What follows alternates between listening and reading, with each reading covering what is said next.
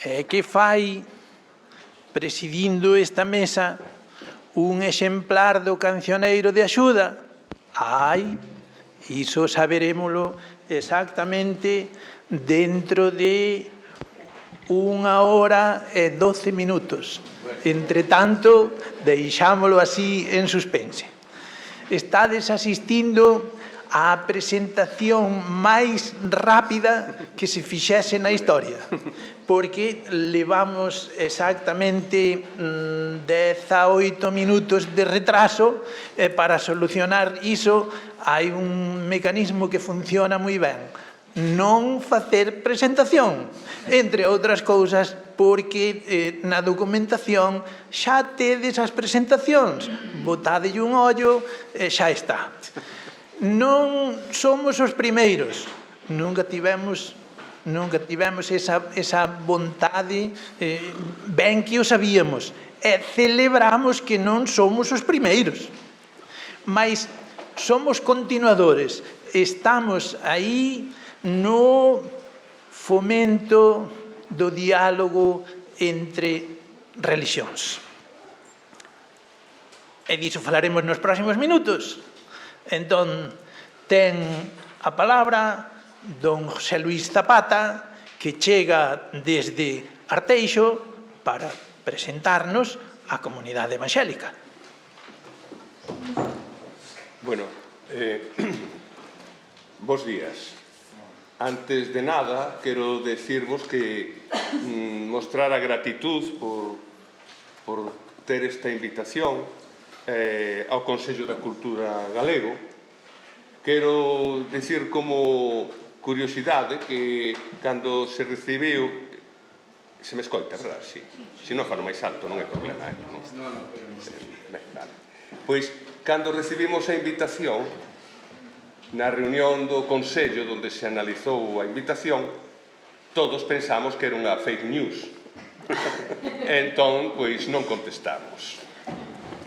Pero, cando nos dimos de conta da importancia, pois sí, nos pusemos as pilas e aquí estou eu. Lle dou gracias ao Consello Evangélico de Galicia que me delegara a min este feito de vir aquí. Teño que darlle gracias a Bernardo e a Susana polo apoio e por as explicacións que me deron estes días, aos meus compañeros ponentes, os meus interesantes que eu ainda non sei de que van falar, pero seguro que é moi interesante, a todos ustedes que están presentes aquí, porque me parece de moita gratitud que estén aquí dispostos para escoitarme. Gracias. Eu son José Luís Zapata e son pastor evangélico da Iglesia das Asambleas de Dios en Arteixo. A parte desto, pois levo exercendo pastorado pois xa desde os anos 88 por aí. Estuve en Noia, estuve en Arteixo, na Coruña, en Carballo, traballando aí. De profesión son enfermeiro do Sergas. Últimamente estou traballando nas urxencias extrahospitalarias e anteriormente estuve en 17 anos da miña vida traballando con enfermos paliativos. Entonces o tema da morte é algo que controlo e vivín moi intensamente en todo este tempo. Non sei se... sí, podemos pasar a diapositiva siguiente. Quería explicar primeiro que é o Consello Evangélico, non? Porque, de alguna maneira, nos sentimos como invisibles. Os evangélicos somos invisibles. Eu, cando chego a un sitio, cambio de destino no traballo, ou ven un veciño novo, e se entera que son evangélico, o primeiro que me pregunta é se son alemán, ou se son inglés, ou de onde viñen. Un dos meus fillos tuvo aí algún problema no colexio e fomos ali a falar co tutor e me dixo, non se preocupe, non vai tan mal, é que canto tempo leva en España? Eu quedei flipado porque, claro, o meu abuelo, por parte de nai, me subiu os Montes de Irís cando era pequeno porque el lle enseñaran e lle explicaran a batalla del Viña e el me explicou a min desde os Montes de Irís e me sinto galego polos 4 costados e pola parte de meu pai meu abuelo foi mariñeiro da Pueblo de Caramiñal que morreu no naufragio do río Lagares en Punta Candieira en Cedeira. Entonces, parece que somos de fora, non? Pero, bueno, o Consello é o órgano de representación das igrexas evangélicas en Galicia. Antes, as autoridades autonómicas, as autoridades provinciales, as autoridades municipales, ese é o órgano. As iglesias casi sempre se ven como algo foráneo, as iglesias evangélicas, non? Como algo que ven de fora, ou a inmigración, no siglo XIX, os ingleses, na segunda movimento que viñan americanos, o que sempre se ve como algo de fora. Pero, que fai a iglesia evangélica hoxe? Hoxe en día a iglesia evangélica, pois estamos activos na sociedade galega, estamos inmersos totalmente na sociedade galega, de tal maneira que hoxe en día dase religión evangélica en 111 centros educativos da red pública galega. E temos 1.700 nenos matriculados en religión evangélica. Isto é un dato importante, non? Pero non só eso. En todas as cárceres de Galicia, desde Monterroso, a Lama e as outras, se celebran cultos evangélicos. Pero non só eso. Últimamente empezamos a ter capellanes nos hospitales e xa hai capellán evangélico no Hospital Lucas Augusta, ou no Chuac, ou no Chus, bueno, que parece que os nomes só dos hospitales son un pouco así, non? O Complexo Hospitalario de Ourense. O ULA e o de Lugo, que é o Lucas Augusta. Pero ainda así, somos invisibles. A historia da Iglesia evangélica. A Iglesia evangélica sempre está relacionada ca liberdade religiosa. Por qué? Porque sempre estuvimos pedindo liberdade religiosa. Xa no siglo XIX, hasta 1868, cando venceu a Gloriosa, púdose o general Prim, pois foi o primeiro que deu libertad. E ainda así tardouse 7 anos en que os evangélicos de Galicia empezaran a mostrarse en público. Porque, claro, levaban máis de 300 anos perseguidos que lle quitaban as pertenencias, que podían morrer en ese intento, non? Era unha persecución moi intensa. E durou ese tempo de liberdade hasta o ano 36, cando foi o lanzamiento, non? Polo medio, houve períodos de liberdade e houve períodos de consentimiento, e houve períodos que había que estar máis calado ou menos calado, e logo outros así. Pero foise desde o ano 1886 ao ano 1936. A día de hoxe, vivimos en normalidade nesta sociedade. É unha maravilla. Desde o ano 1978, antes se nos consentiu, pero no 1978 vivimos en liberdade aquí e somos un máis. Pero toda esa historia carga e nós nos sentimos ainda como que os demais nos ven como os outros. Non sei se me explico. As primeiras igrexas evangélicas que houve aquí en Galicia, pois falamos na Coruña, que o ano que ven vaise celebrar o 150 aniversario da primeira igrexa evangélica de Galicia, que ainda está, é máis grande, non se me explico, é activa. En 1876 foi a primeira en Ferrol, en 1878 en Vigo, en 1882 en Marín, que durante moitos anos, para nos Marín, era a estrela da corona, porque era o lugar onde a igrexa evangélica impactou máis. En 1885 en San Clodio, en Ares en 1916, en Celanova, en Monforte, en Arteixo. Bueno, eso foi antes da Guerra Civil. Cando foi a Guerra Civil, a persecución volveuse a poner intensa, e entonces, en aquel tempo, se nos asociaba cos masóns. E se nos asociaba cos enemigos da patria e todo isto, entonces moita xente tuvo que emigrar, huir, e hai moitas historias. Hai unha trilogía que escribiu Xavier Alcalá, que narra a vida de Manuel Molares, o cal puden conocer personalmente. Era unha maravilla falar cun home de máis de 90 anos, con todas as peripecias que pasou na súa vida. Bueno, e aí está, non? Non vou adiantar nada porque é mellor que lea desos libros, porque vai moito mellor, non? E, hoxe en día, as iglesias evangélicas pois estamos nas cidades, na Coruña, Lugo, Ourense, Pontevedra, Santiago, Ferrol, Vigo, pero aparte de nas cidades, pois estamos teño aquí unha lista. Miña muller sempre me di que non diga toda a lista que aburro a xente, non? Entón sempre empezo por dicir Viveiro, Ribadeo, non sei que tal, pero non me aguanto. Mira, Ames, Sada, Carballo, Cambre, Tui, Berín, Silleda, Boiro, Muros, Villagarcía, Ramallosa, Ares, Marín, San Clodio, Valladares, As Quintas, Oleiros, Arteixo, Laracha, Ribadeo, Caballo... Bueno, non, vou facerlle caso a ela, non vou parar. Pero, en este momento, hai en torno a 200 congregacións evangélicas en Galicia.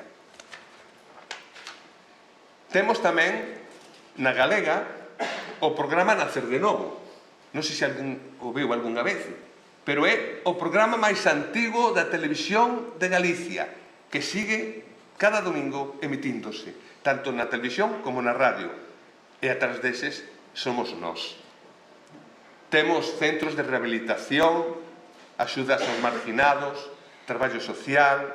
E, bueno, a partir de todo eso, sentímonos transparentes ou invisibles. Non se nos ve, pero aí estamos, non? Con respecto ao que nos trae hoxe, que é a liturxia fúnebre, pois, como vamos dar dúas voltas, non? Eu me ciño que me deixades. Perfecto. Os minutos pasaron xa. Eu xa avisei que decirlle un pastor que fale é terrible. O moderador Non me cortou. Non te cortou. Vale, Pero pois, digo que a liturxia evangélica é moi normalizada. Entonces, que queremos dicir? Nós, cando alguén fallece, o que pensamos é que o que falleceu está mellor. Se está no ceo, se está diante de Deus. Non é o que nos preocupa. O que nos preocupa é a familia, é os que están sufrindo a separación, é o que... Entonces, a nosa forma de actuar é apoiar aos que teñen a perda, non? Hubo moitos cambios, porque no primer... É que non quero adiantarlo, isto dixo para a segunda volta. En outros tempos, era moi difícil, cando alguén fallecía, poder enterralo, porque non te deixaban. Os cementerios civiles naceron e o primer, polo xeral, a primeira persona que enterraba nun cementerio civil era un evangélico. Por qué? Porque non permitían que o enterraran no cementerio. Entón, tiñan que enterralo fora, e tiñan que enterralo en silencio, e tiñan que enterralo ás escuras, moitas veces de noite, e poñían logo unha cerca de madeira para cerrar aquelo. Non sei se... non. Ora, que lingua é a que usamos? Bueno, depende moito. En Noia falase máis galego que na Coruña. En Viveiro se fala máis galego que en Ferrol. A xente fala entre eles e nos relacionamos en galego, pero debe dicir flipas, porque non sei se ese tipo de expresión se poden facer neste ámbito tan académico, pero... Mira as caras. Sí, no, pero flipa, porque eu estuve nun culto evangélico en Santiago que o idioma era o chino, porque hai unha colectividade evangélica china. As mismas cancións que cantamos nós, cantan eles en chino. Eso é unha cousa, a min, ao meu cerebro quedou descolocado. En Arteixo, durante uns anos, a colectividade rumana tiña o culto pola tarde en rumanés. Pero, polo xeral, o idioma predominante, hai que dicir a verdade, é o castellano. Ora, nós hemos feito esforzos a este aspecto. Quero enseñarvos, este é un Novo Testamento que traballamos para poder ter un Novo Testamento en galego, basado na Reina Valera dos 60, que é a Biblia de almohada para os evangélicos, non? É a que máis usamos. Usamos a nova versión internacional, hai moitas versións, pero nós esta é a fuerte, a que máis se usa. Inda que eu no teléfono teño a Biblia, porque isto son cousas da modernidade, e teño unhas 20 versións distintas, non? Porque cando quero profundizar en algo, pois vou a máis versións. Entón, traballamos para ter o Novo Testamento en galego e se distribuiu polas iglesias e se distribuiu ben. E fai 2 anos o Consello patrocinou facer este libro que é a Biblia, o libro de historias de Xesús en galego. E o destruímos para nosos rapaces, porque vimos a necesidade de que os nosos rapaces falaran galego tamén. E para que falaran galego, de pequenos, hai que falarles galego e hai que contarles historias e os contos cando van para a cama en galego.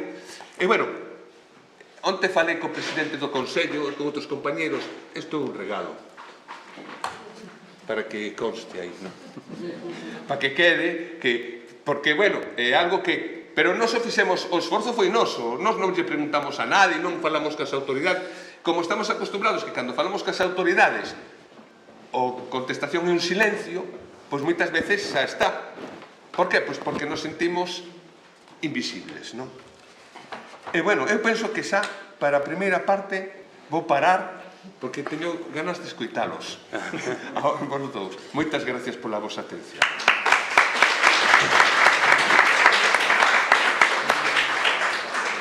Adiante coa intervención de Rubén Aramburu Molet. Moi bo día. Bueno, eu son o cura que está aquí, xunto ao pastor e o irmán. Sabedes o que máis agarda a xente cando escoita un cura? Que sea breve.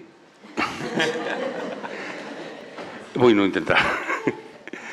Quería, por unha parte, decir, eu estou un pouco sorprendido de que o arzobispado pensara en min para estar aquí, porque é a primeira vez que eu represento, que me acordo na miña vida, o arzobispado, porque eu estaba máis ben, estou noutro sector máis crítico, pero, bueno, hai que asumir as cargas que caen. Eu quería comenzar por darlle un pouco de humor.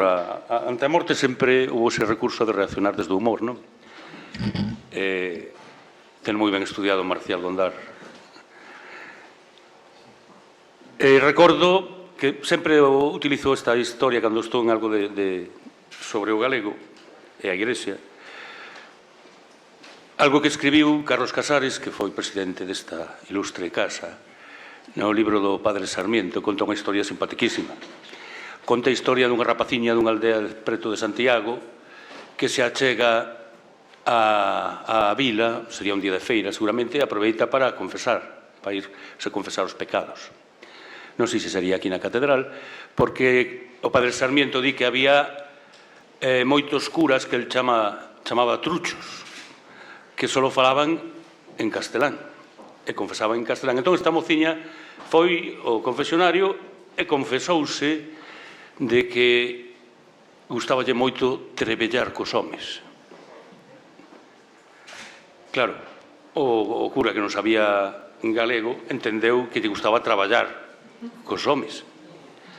Entón contestoulle: moi ben, miña filla, trebelle canto queira, menos os domingos e festas de guardar, que non se pode trebellar. Bueno, isto é polo tema o fondo que ten, non, da importancia da lingua e de achegarnos. Hai unha frase de Nelson Mandela que a mí impresionou moito, seguramente a coñecedes, que di cando unha mensaxe se dá nunha lingua que se entende, a mensaxe chega á cabeza.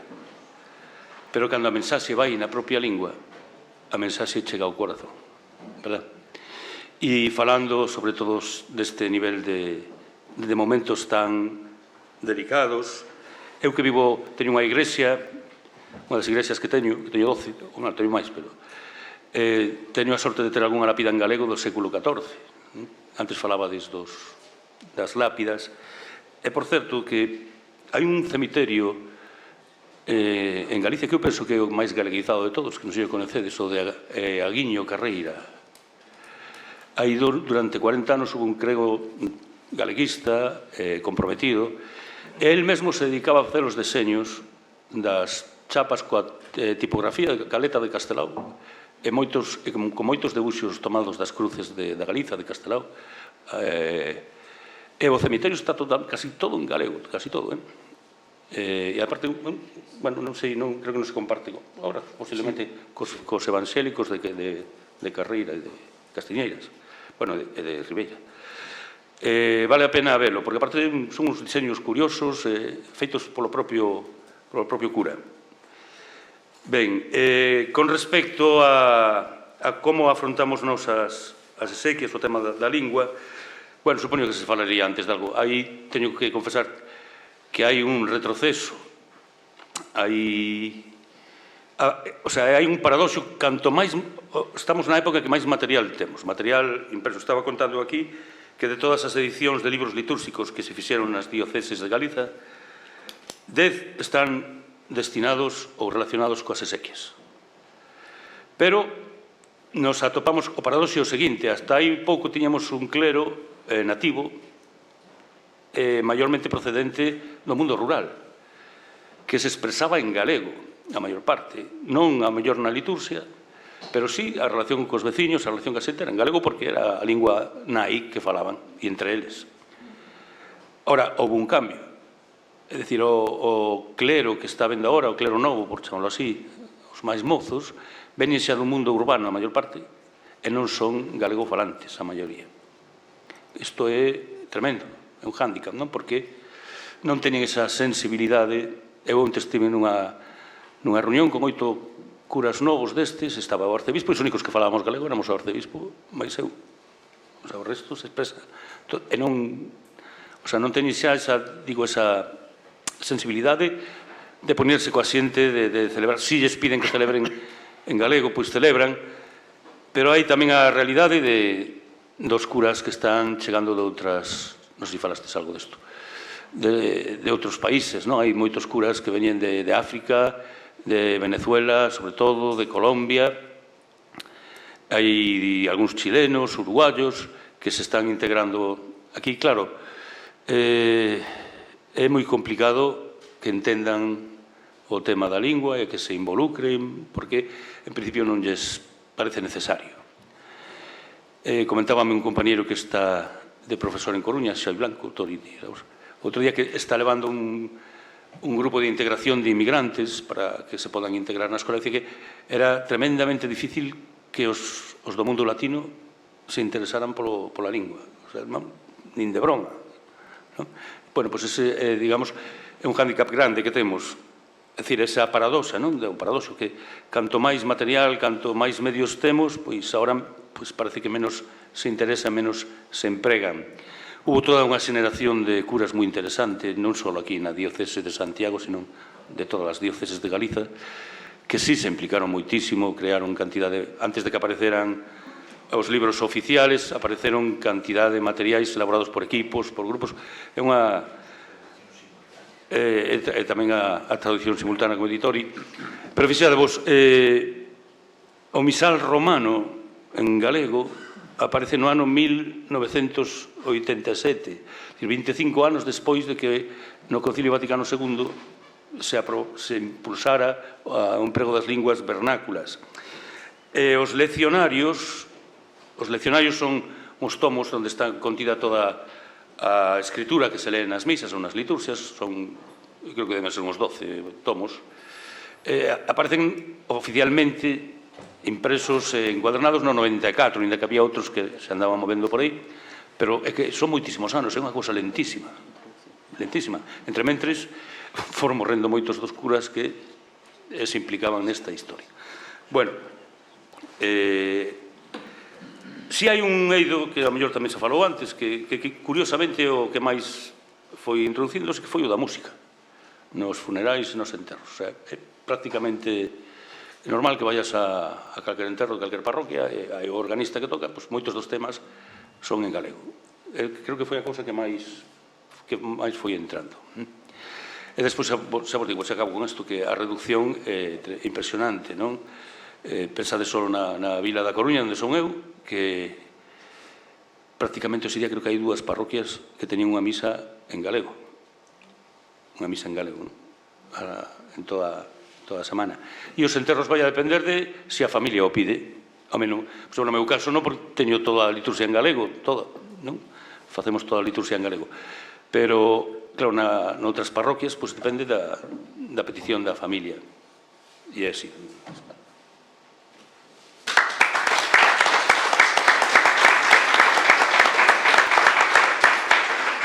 Moitísimas grazas, Rubén. É o momento de que escoitemos a Abderrahim e que a quen lle pido, por favor, que nos fales de sí, pero que non esqueza a comunidade que o acompaña. Fainos partícipe da vosa presenza. Muy buenos días a todo el mundo. Antes de empezar, voy a pedir perdón por dos cosas. Aquí voy a desentonar un poquito por dos motivos. El primero, en una jornada de fomento del gallego, voy a hablar en castellano porque vivo en Vigo y llevo casi 30 años y en Vigo se habla el castellano y el gallego está ausente. Por eso entiendo el gallego perfectamente. Yo lo entiendo porque tengo familia, tengo hermanos casados con chicas gallegas, entonces aprendí el gallego hablando con familiares gallegos. Y aprendí el gallego, la gente mayor seguramente lo recordará, viendo una serie que me encantaba, que era Platos Combinados. No sé si me encantaba, no me perdía un episodio. Bien, pido perdón por eso, voy a hablar en castellano, entiendo perfectamente el gallego. Y segundo, voy a pedir perdón porque también desentono en esta mesa donde está el padre Rubén representando la Iglesia Católica, el señor José Luis, que es pastor de la Iglesia Evangélica, y estoy aquí, que no soy hombre de religión, soy religioso, no significa no soy un imán, pero para eso tengo un comodín entre el público, el hermano Yusef, que es imán de Santiago, es investigador farmacéutico, y al mismo tiempo es imán de Santiago, que está en la primera fila. Bueno, voy a empezar representando a los acompañantes. Viene conmigo Lucía, que es trabajadora social, vive en A Coruña. Viene conmigo mi mujer, que es madrileña y lleva aquí en Galicia 17 años, los que llevamos casados. Y conmigo el hermano Yusef, que es imán de Santiago y investigador farmacéutico. Bien. Bueno, antes de empezar, ahora voy a empezar. Doy las gracias a la Consellería de Cultura, antes de todo por esta invitación, al señor Bernardo, a Susana por hacernos llegar la invitación y ponernos todo a mano para pues, dar el paso, facilitarnos las cosas, dar las gracias a los acompañantes de mesa y al público. Muchísimas gracias. Y nada, pues me llamo Abderrahim El Athiri Sunni, me llaman Abdel. Tengo 39 años, nací en Marruecos, llevo aquí casi 30 años con mis padres, con mis hermanos, con toda la familia. Y nada, vengo aquí un poquito, si no voy a hablar de la religión, tengo que hablar de algo. Entonces, voy a hablar de la comunidad que represento. Soy portavoz de la comunidad islámica aquí en Galicia y al mismo tiempo soy secretario del Centro Cultural Islámico de Vigo. La comunidad musulmana aquí en Galicia pues, superó los 40.000 miembros hace tiempo, con bastante, o sea, lo supera con creces, repartida a lo largo y ancho de toda la comunidad gallega. La Unión de Comunidades Islámicas la forman 30 o 33 comunidades islámicas, una de Vigo, otra de Coruña, en todas partes, todos los pueblos y ciudades de Galicia, pues ahí hay una comunidad musulmana representada por la Unión de Comunidades Islámicas de Galicia. Perdón.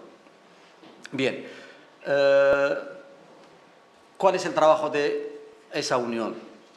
Pues principalmente es la representación ante las autoridades y defender los derechos de esa comunidad. Tenemos un montón de actividades que llevamos a cabo, pues, entre ellas pues, reuniones entre los jóvenes de toda Galicia, que celebramos en este año, por ejemplo, que fue el año que más reuniones de jóvenes musulmanes hicimos, pues me parece que íbamos por la 15ª o algo así, reunión, y pasamos por Arteixo, hicimos en A Coruña, en Vigo, en Pontevedra, en Santiago, en Arteixo y en algún otro, en Astrada también. Bien, tenemos también pues, actividades culturales. De hecho, hemos celebrado una semana cultural el año pasado creo, sí. En esa Semana Cultural pues tuvimos varias actividades, entre ellas formación de los profesores que dan clases a los niños, encuentro de jóvenes, encuentros de nuevos musulmanes, y el más especial, que fue el día festivo, el 1 de mayo, si no lo recuerdo mal, fue un encuentro que me recuerda un poquito a esta mesa, interreligioso, donde asistían pues, el pastor Suso de la Iglesia Sagrada Corazón de Rosaria de Castro y un pastor, no recuerdo bien si era evangélico o era anglicano. Bien. No recuerdo bien. Estamos en Pero hemos invitado también a los representantes de los budistas y queríamos hacer un encuentro que nunca se había celebrado aquí en Galicia. Y lo hicimos en la Mezquita, en el Centro Cultural Islámico de Vigo, y el impacto fue espectacular, dejó un muy buen sabor de boca. Y decidimos hacer el segundo encuentro en la iglesia del Padre Suso. Estamos ahí, estamos para celebrarla, a ver si somos capaces de celebrarla antes del término de este año. Bien, la comunidad musulmana, la historia de la comunidad musulmana aquí en Galicia, podemos decir que empieza en los años 70, con los primeros en llegar, los universitarios sobre todo de Oriente, palestinos, sirios, egipcios, jordanos, para estudiar medicina en la Universidad de aquí de Galicia, de Santiago, perdón. Y fruto de ello, pues, en todos los hospitales de Galicia os vais a encontrar, seguramente habéis cruzado con un médico jordano, sirio, palestino, hay un montón. Y después tiene sus propias clínicas y, de hecho, el que presidía este órgano, la Unión de Comunidades Islámicas de Galicia, hasta hace 2 años, era un médico traumatólogo de Santiago. Esta unión nació en 2007 y la presidía el señor Mustafa, que ahora está jubilado, hasta el año 2021, o sea, durante casi 15 años estuvo al frente. Bien, después de esto empezó a llegar inmigración del norte de África y se instaló sobre todo en 2 núcleos, en Arteixo en el norte y en Vilaboa en el sur. Y después ya a finales de los 90 y a principios de los 2000 fue cuando vino el boom de la inmigración musulmana. A día de hoy, más de la mitad de los más de 40.000 que hemos nombrado han nacido aquí en Galicia, son gallegos. Yo soy un español, un gallego de origen marroquí.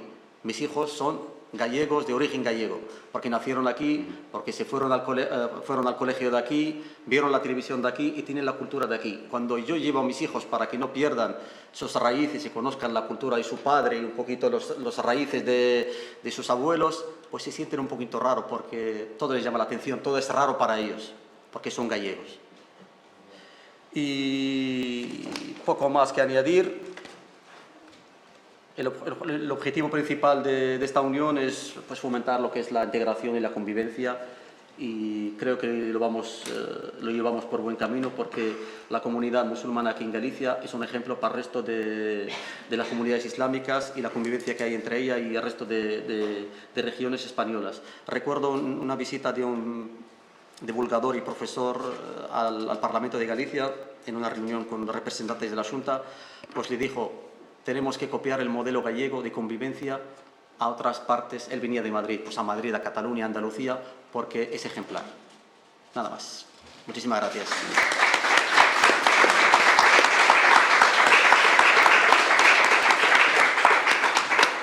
José Luis, pastor.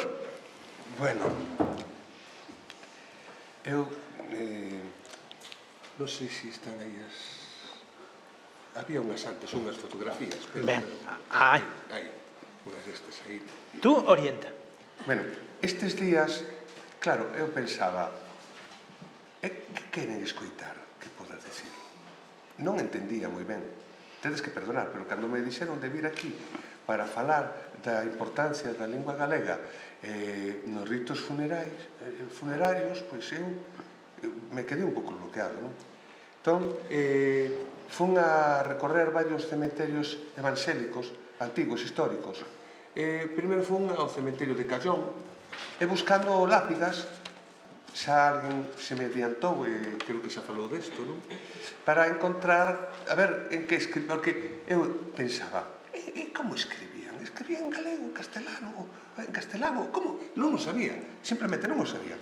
Entonces, saquei fotos, aproximei, tal, e bueno, este é o cementerio de Callón. Non sei se conocedes Callón, é unha vina mariñeira do Asuntamento de Laracha, pequena, que ten unha colectividade evangélica moi antigua.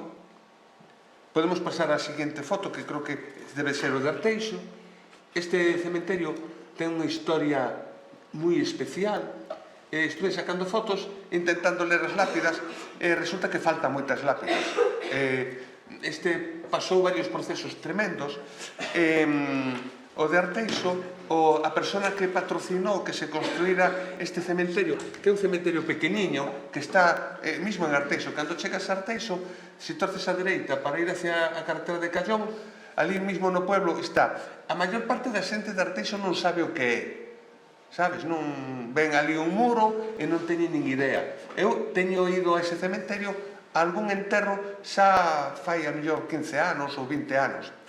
Este cementerio hoxe en día é de titularidade privada porque hubo un jaleo, un asunto é de titularidade privada, pero no ano 1906 construíron porque habían destruído o de Loureda, que os enseñaré despois, entonces aí era onde se enterraban os evangélicos, pero non foi fácil, porque o construíron e logo hubo órdenes de volver a derribalo, xa tendo algún morto ali, non?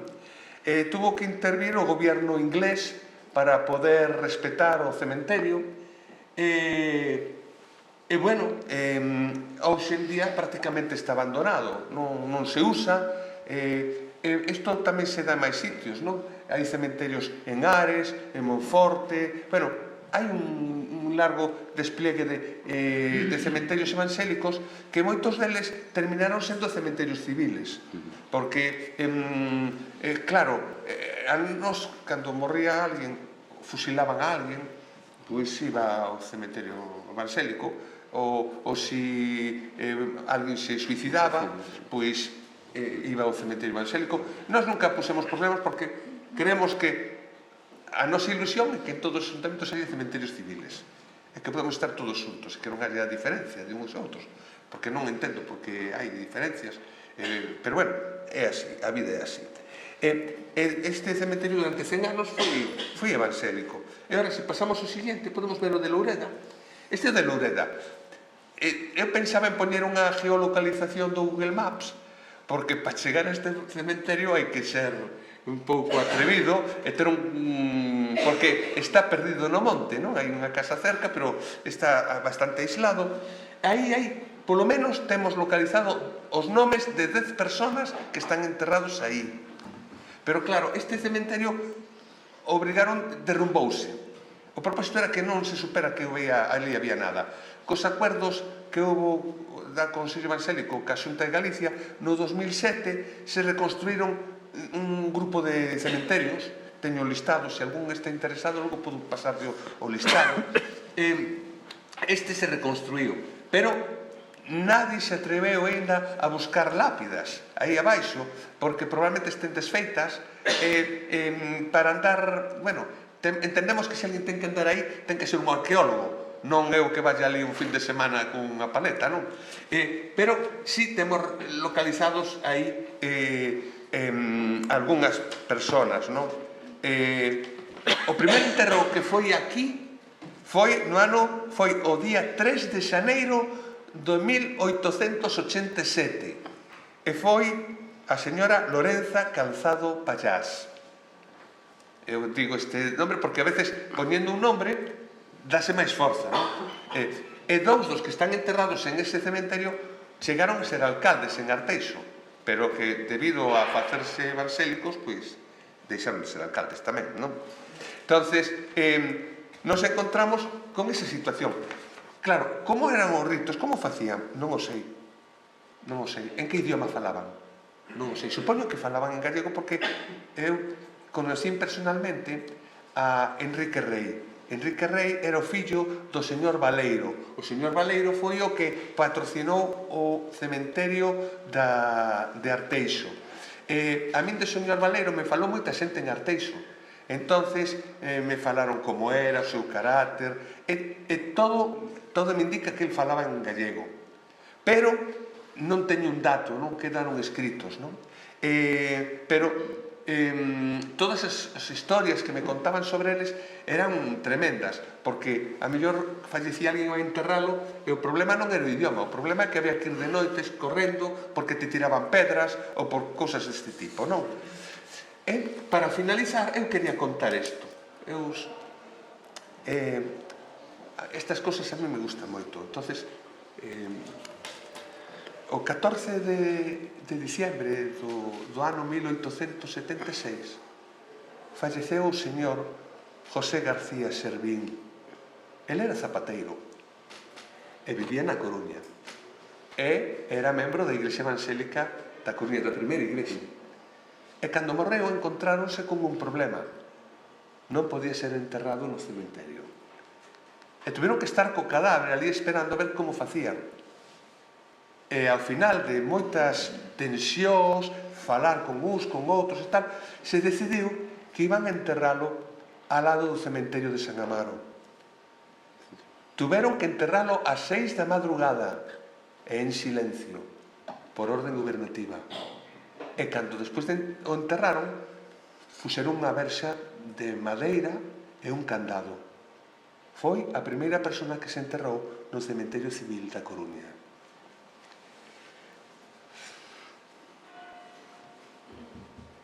Perdonade. É que a min estas cosas me emocionan, sabes por qué?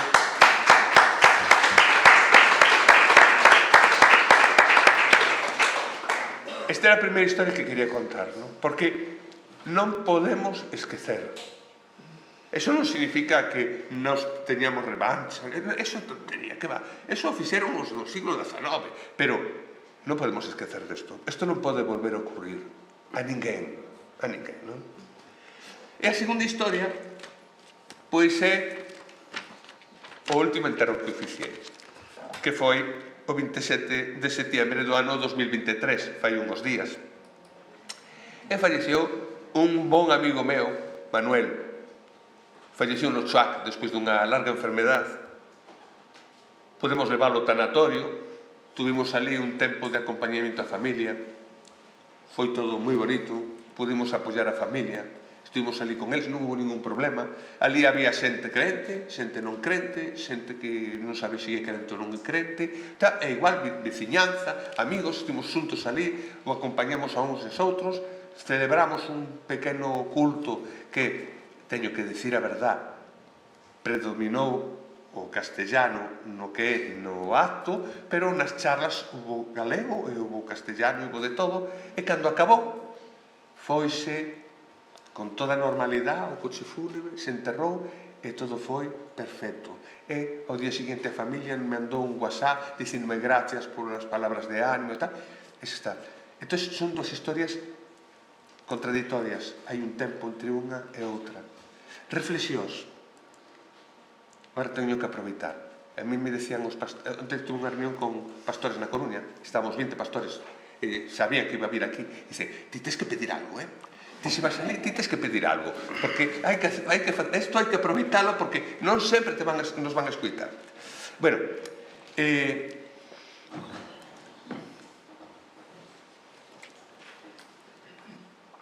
a palabra ten non solamente é para transmitir un contenido. Cada palabra ten un contenido, ten algo que leva aí dentro. Pero non solamente é o contido, cada palabra ten un espírito, ten unha carga. Pode ser positiva ou negativa, pode ser dunha forma ou de outra, pero a palabra é moi potente. Nós queremos na palabra de Dios. E a palabra é potente, sempre, pero tamén as palabras que salen da miña boca. E a palabra é fundamental. Eu, ao largo da miña vida, acudín a moitas iglesias evangélicas. E na porta pon Iglesia Evangélica. Os evangélicos somos un pouco raros. E hai veces que vas a unha iglesia e non pon Iglesia Evangélica, pon Remar. Pasa outra e pon Centro Cristiano non sei que.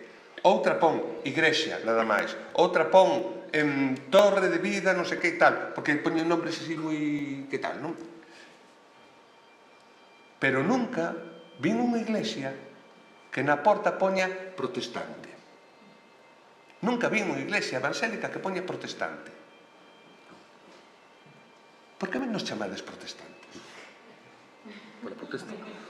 Por que nos chamades protestantes? Eso pudo ser no siglo XVI. Nós non protestamos. Dicir unha palabra positiva, non negativa. Non cho digo a ti, o digo á sociedade. Hai cousas peores. Non cho digo a ti, o digo á sociedade. Mira, Eso xa pasou. Entonces, eu entendo que a mí me dices, eres protestante? Eu digo, sí. Home, pero eu son evangélico, meu nome é evangélico. Iglesia evangélica, non? Entonces, isto foi o que onte falábamos.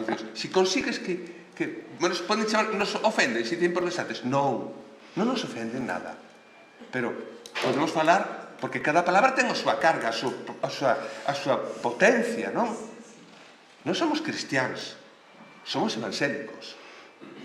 E cando di protestantes é porque estamos atravesados, somos protestosos. Meu fillo, cando discute alguén na casa, dice, como se nota que somos protestantes, que protestamos por todo. Non, pero, bueno, claro, eu penso que xa... Moitas gracias, de verdade, moitas gracias. Dicíache que hai cousas peores, porque eu recordo nas parroquias que estive na Morrazo, que había tamén a comunidade protestante, Marín e El Seixo, entre a xente maior se chamaba herexes, pero como unha cousa normal, é dicir, eu tiña un amigo que me contaba, é que eu de neno levei un amigo da escola a casa, me dixo meña nai, ai, trouxeches un herexe, que era evangélico. Bueno, fun collendo así algunhas cousas, eu teño esperanza, sei a certeza de que dentro dunhos anos a comunidade musulmana vai a falar en galego, non? Vamos a intentarlo. Sí, non, porque eu teño unha familia musulmana nunha das casas da parroquia. Tengo que dicir porque tamén costaba moito que alguén lles alquilara unha casa. Son Matí e Hayet, que é a muller, teñen dúas nenas e acaballes de nacer por fin un neno. Pero as dúas nenas xa van á escola e xa falan galego. Mis hijos hablan gallego. Claro, entonces por eso digo, sei que dentro de uns anos, pois, e hai que animar nese sentido, non? Nos queda trabajo por delante, sí. Vale. Volvendo, acordeime ahora, por meter algo tamén de alegría, como digo. Hai un cementerio aquí, perto de Abellá, na comarca de Ordes, que aí está o cementerio vello e o cementerio novo. Eu coñezo porque todos os anos aí facemos un homenaxe aos tres Manueles, Manuel Ponte Pedreira, Manuel Asturiano, que foron asasinados, non, eran guerrilleiros maquis, están ali sepultados. E no cementerio vello non hai unha sola lápida en galego, pero no novo, que está xusto enfrente, eu contei máis de 25. E non hai moita máis xente enterrada, porque é moi noño, e ademais con cousas bonitas. Incluso hai nunha lápida está gravada a partitura do noso pai en galego, coa música. Pero hai ali unha lápida que trago como exemplo, non? Que é alguén que dixou escrito, quero que poñades isto na miña lápida, non? E di, non choredes por min, sentídeme cerca, faládeme sempre, e se teño que baixar a botar unha man, sen problema ningún. Este humor, non? Na hora da morte, máis tan galego, tamén tan retranqueiro. Bueno, como vos decía antes, ese problema que estamos tendo, eu penso que non é só na Igrexa, sino en toda a sociedade, este volver a posicións de extrema dereita que están en tantos países, a eses populismos. Non comentei antes, pois claro, das historias que hai a nivel da Igrexa, que se dá tamén aquí na diocese, que non é só que non se fala en galego, que se quere volver ao latín. E hai curas novos por aí que están oficiando en latín. E nos enterros van coas vestiduras negras de antes do concilio, incluso cos gorros aqueles. Home, estéticamente, pois pode ser interesante. Pero rezando en latín, nos enterros, nos responsos, pois eso tamén se dá, non? É certo que se está intentando, especialmente o Papa Francisco está bastante cañero con este tema, non, contra Non é que decir que o latín se sea malo, non? Ao contrario, pero claro, é o que hai detrás, non? O que hai detrás, que é empregar casi unha lingua como se fora dunha casta, unha casta sagrada que fala noutra lingua prohibitiva por resto da xente que non se entera de nada. Bueno, pois ese fenómeno tamén se dá e creo que ten moito que ver con todo este conservadurismo que se está expresando. Que desde o arzobispado, e agora falo desde aquí, todos os anos que no primer mes do ano temos o DOGA, non do obispado, que é o boletín oficial do arzobispado. Entonces sale todos os meses, sale un. Entón, todos os anos, e máis que ven todo en galego, son unhas 40 páxinas, sempre ven ese consello de facilitar o galego na liturxia e de incluso adiantarse a xente. Isto é unha expresión, curiosamente, do arcebispo Julián Barrio, que era zamorano e que casi nunca falaba en galego, despois de 25 anos aquí, pero que el, fixados, cunha práctica moi sencilla, conseguiu normalizar máis o galego que moitas outras historias. El, desde que chegou, sempre en todas as misas, é certo que celebrou moitas misas en galego, a miña ordenación foi totalmente en galego e fixo a el. Cando me ordenei diácono, ordenoume rouco, non hubo nada de galego. Pero el, en todas as misas, facía unha parte en galego, a parte do noso pai, desde o noso pai hasta a paz. Pois conseguiu con ese xesto que casi todos os curas da diocese fixeran o mismo. Hasta aí non o facía ninguén. Entón, son, bueno, pues cousas que van atando.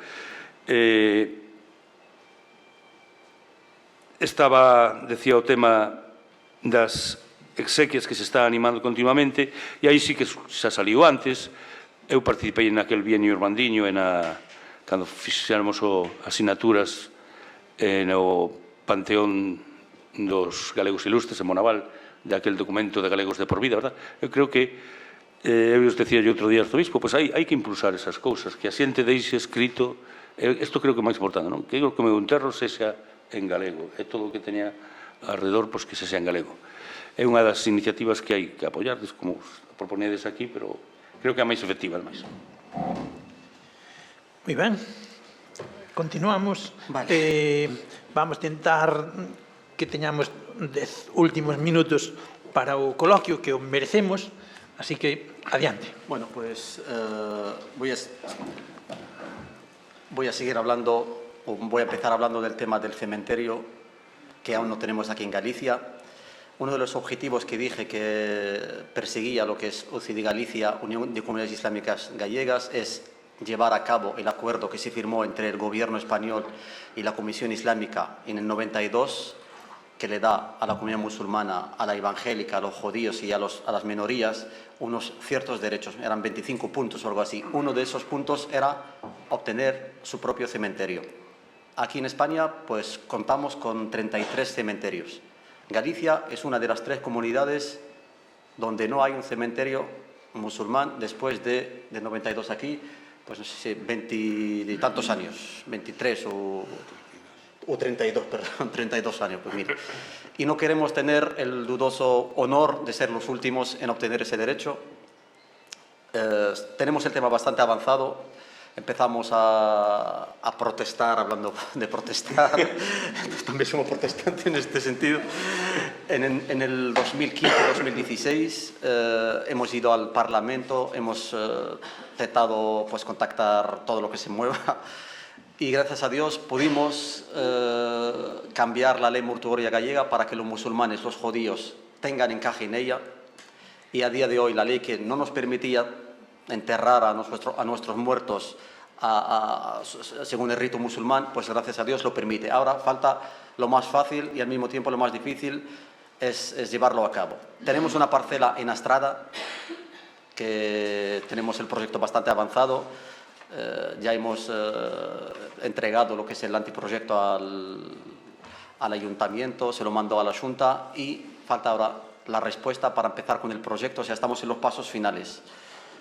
Es importantísimo que la comunidad musulmana obtenga su propio cementerio porque eso significa para nosotros el problema número 1, el problema más grande cuando una familia le muere un padre, un hermano, un hijo, la madre o la hermana, lo que hacíamos hasta ahora era mandar el cuerpo hasta el país de origen o cualquier cementerio musulmán que hay aquí en la península, o más bien en España.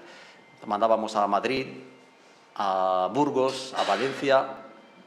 Después del COVID nos hemos encontrado con dos problemas. El problema número uno, que las fronteras estaban cerradas. No podías mandar tu ser querido a su país de origen porque las fronteras estaban cerradas. Segundo, en la pandemia murieron muchísima gente y esos cementerios, la mayoría de ellos colgaron el cartel de full, llenos.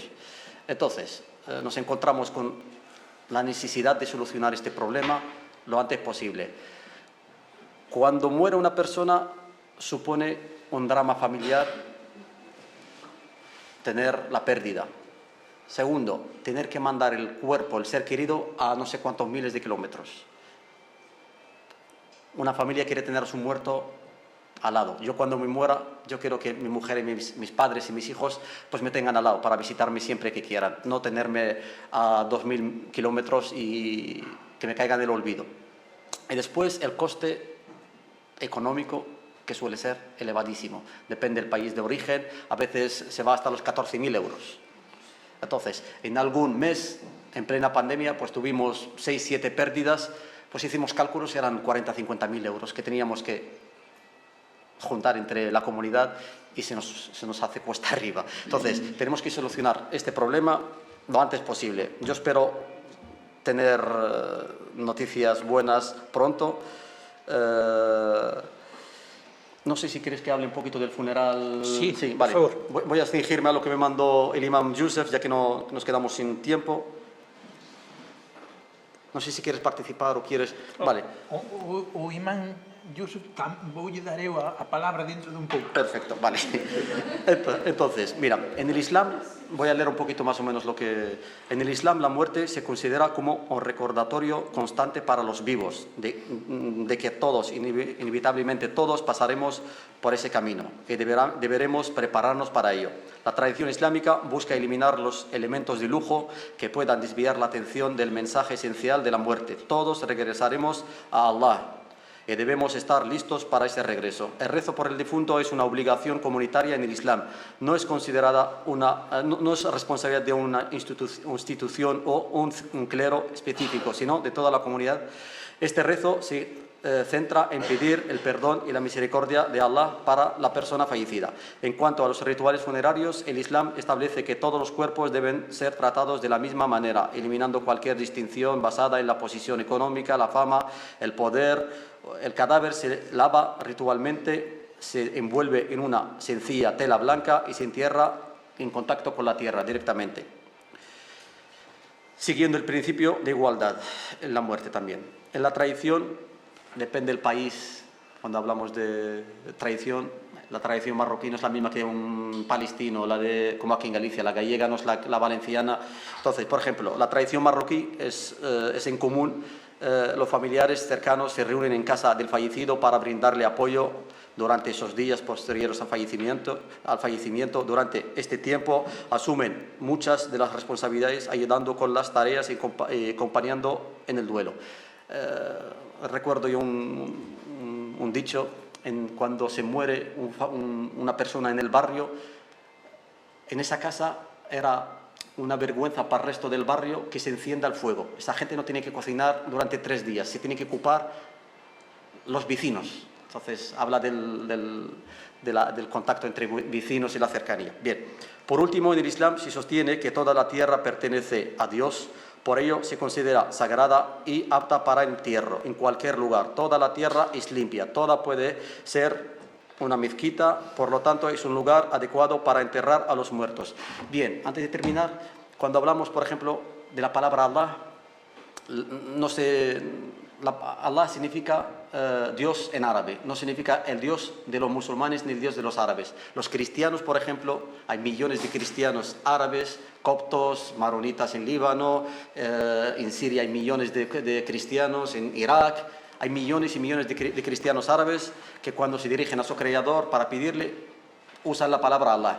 Entonces, no todos los árabes son musulmanes, ni todos los musulmanes son árabes.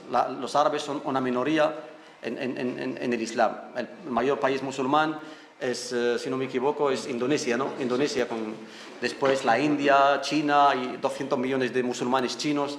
Y los árabes somos una minoría en el Islam. Mucha gente pues piensa que todos los árabes son musulmanes o todos los musulmanes son árabes. No. Quiero enfocar un poquito más en la palabra Allah, porque mucha gente piensa cuando hablamos de Allah, hablamos de nuestro Dios. Los cristianos y los árabes, los cristianos, vale, bien. Vale, la palabra Dios en hebreo es Elohim. Si me equivoco, me corregís. Vale. La palabra es Eloh y Im es sufijo, pues que significa plural y respeto. Y en arameo, que es el idioma del Señor Jesús de Nazaret, que las bendiciones de Dios esté con él, es Elah, en arameo. Entonces, pues claro, el árabe, el arameo, el hebreo son idiomas de la misma familia semítica, por eso son muy parecidos. Y nada, pues dar las gracias porque vivimos en unos tiempos donde lo diferente dejó de ser un motivo de disputa y confrontación y se ve ahora como una riqueza. Nada más.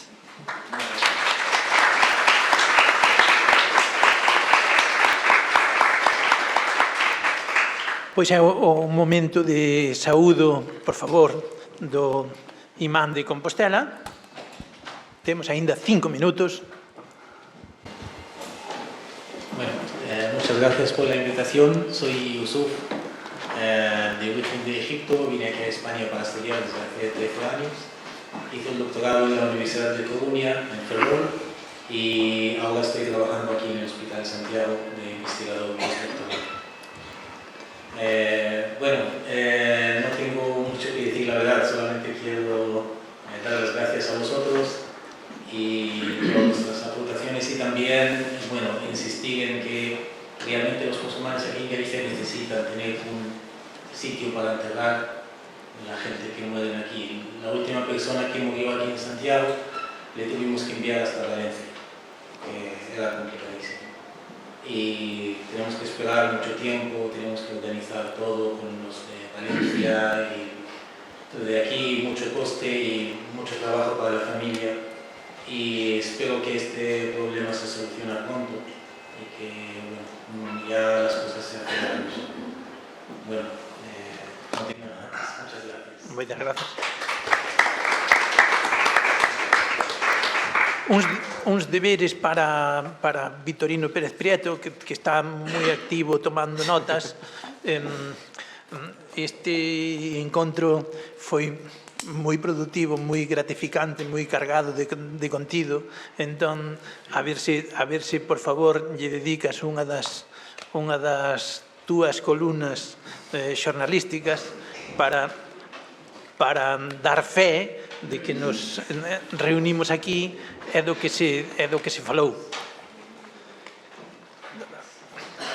Para que non teña que bajarse o micro por esto.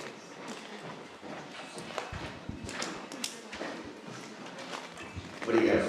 É que cando un ten que levantar a voz parece que lle está berrando a xente, entonces o micro permite unha voz máis cariñosa, non? Ben, eu escoitábamos, confirmou completamente o que dixen, se hai pouco galego nos ritos funerarios da Igrexa Católica, nas iglesias evangélicas e nas outras religións, nothing de nothing. Entón, a realidade é esta, non? Entón, eu teño unha cuestión para o irmán musulmán. Eu coñezo tan ben a religión musulmana que nunha ocasión din unha conferencia nun congreso de diálogo interreligioso e unha persona que non me coñecía e non escoitou a presentación e chegou cando eu estaba medio falar no conversatorio, no diálogo, cando se enterou que eu era un teólogo cristián. Pero usted non é musulmán? Non. pois alegrome que o parecera, porque iso quer dicir que fui fiel a unha religión que respeto. Isto de entrada, é dicir, teño unhas grandes simpatías, son especialista en diálogo interreligioso, por tanto, por esa religión, polas outras, son especialista en ecumenismo, me interesa moito, pero, claro, aquí constato algo que me dá pena. Tú dis, levo 30 anos en Galiza e non fala galego porque en Vigo non se fala galego. En Vigo falase galego, hai unha tradición galeguista en Vigo riquísima, tedes a mellor biblioteca galega de toda Galicia, en Vigo, na Fundación Penzol. É dicir, hai unha realidade aí que descoñecedes e eu creo que se descoñece é unha cuestión de sensibilidade, non é unha cuestión práctica. A lingua non é simplemente un instrumento para comunicarse, como decía, non sei que, para tener un buen colchón. A lingua é expresión da realidade dun pobo. Entonces, a sensibilidade cara a lingua dun pobo, a lingua propia de Galicia, é o galego. Tamén ten outra lingua, que é o español, e moita xente o fala, pero propia deste pobo é exclusivamente o galego, o que o define. Entonces, eu fago unha invitación a entrar nesa sensibilidade. É dicir, fíxate que a cuestión de sensibilidade non é unha cuestión ni de imposición, ni de nada. Isto é imposible impoñerlo. Hai un proverbio inglés magnífico que di: podes obligar a un cabalo a meterlle a cabeza no río, pero non podes obligar a beber. Se ele non quere, non bebe. Se vos non sentides unha necesidade de celebrar os vosos ritos, que sei que son bonitos e ricos en galego, non ides facelo nunca, ainda que os vosos fillos, como van a escola tamén en galego, falen. Entón, é unha invitación. E para o irmán musulmán, que tú eres galego, xa natiches aquí, el pai, pois que pena, non? Que pena que non fagades o culto en galego. E iso é simplemente cuestión de si algúns de vos, que hai, eu coñezo a pastores e teño relación con algúns invitáronme a celebrar nas súas celebracións, sobre todo anglicanos, en galego, pero en xeral eu sei que non hai tampouco esa sensibilidade. E, sin embargo, sei que non só hai ese Novo Testamento da Reina Valera en galego, sino que se está facendo hoxe unha Biblia en galego, que me deu unha gran alegría cando me comentou un amigo, Isaac Estraviz, que está correxindo e tal. Entón, ademais dese feito de haber os libros, que iso axuda, porque o vosso culto se basa fundamentalmente na Biblia, que crees que poderías facer para que incluso cando nas vosas comunidades, precisamente porque forman moito xente que ven de fora ou xente que tal, para celebrar en galego con cariño, pero celebrar en galego, facer un culto en galego. Crees que é posible, é imposible, pa que? Porque, claro, o argumento máis grande contra o galego é: para que vamos a falar galego se todos nos entendemos en español? Ese é o argumento máis terrible para asesinar unha lingua, non? E, sin embargo, é o que se impón. Que podes decir eso? Podes responder? Sí. Respondo. Unha resposta brevísima. Sí. Bueno, na miña casa somos bilingües. A que fala galego sempre é miña muller, porque é de Monterroso. Ela empezou a falar castellano cando tiña 8 ou 9 anos. E na casa falaban galego. Eu, miña nai fala castellano, e mamei o castellano. E o galego tuve que aprendelo. Aprendino en Monterroso cos meus sogros. Meus fillos, é que non che sei, porque estes días, como sabía que iba a vir aquí, me dixeron que me prohibían falar castellano en unha semana para practicar, non? Pero existe isto. Na igrexa, eu te falo ahora de Arteixo. En Arteixo, cando temos a reunión, nos juntamos 100 personas.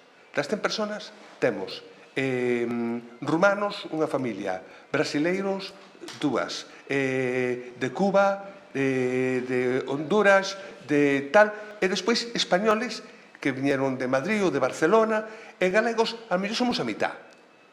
Pero a Biblia témola en castellano. Temos o hábito de ler a Biblia en castellano, e iso é un hándicap. Por iso nos interesa tanto ter unha Biblia en galego. Eu fui un alumno, cando era novo, o meu profesor de galego foi Chao Rego, aquí en Santiago.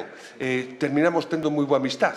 E me puso moitas ganas desto, pero a realidade, el traballou na traducción da Biblia, pero era na Carcolunga, en galego, pero claro, se houbera unha Biblia en galego completa, sería máis fácil.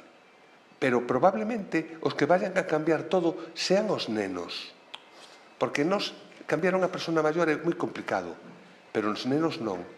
Entonces, os pais nas casas teñen a obligación moral, os galegos, de contarlle contos aos netos en galego, para que perdure. Porque non é que ora falemos máis galego. Eu quero que se siga falando galego dentro de 50 anos. E que pouco a pouco iso vaya...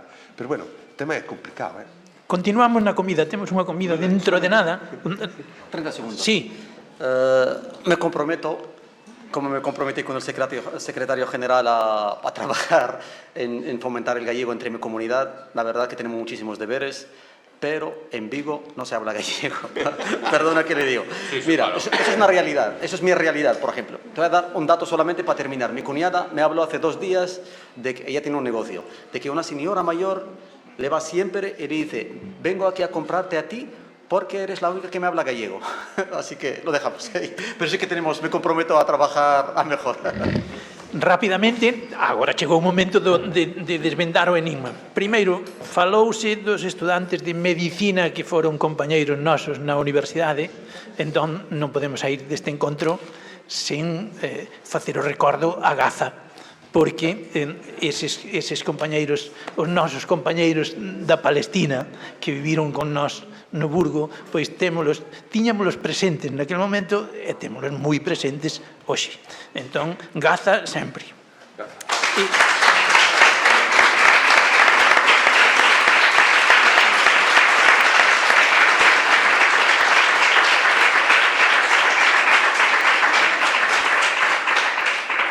José Luis, eu fun dos primeiros que aprendín. De hoxe en diante, a palabra protestante entra para explicar o significado, pero a de referencia é evangélico. Eu son o primeiro que adquiro ese compromiso. Número 3. Roubolle as palabras a David Canto para recordar que, primeiro, as familias. O interlocutor inmediato, as funerarias. E despois dese diálogo familia funeraria, o apostolado, as comunidades religiosas e a escola, a didáctica. Entón, temos a mesa, temos os 4 lados da mesa. Fíxose o encontro con éxito, agora é o momento da divulgación. Eu pensei en como podíamos escenificar o que escoitamos aquí durante esta hora e cuarto. E non encontrei nada mellor que o cancioneiro de axuda.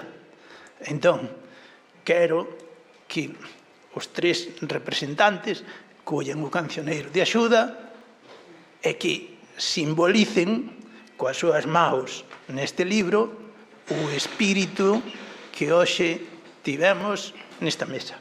Grazas.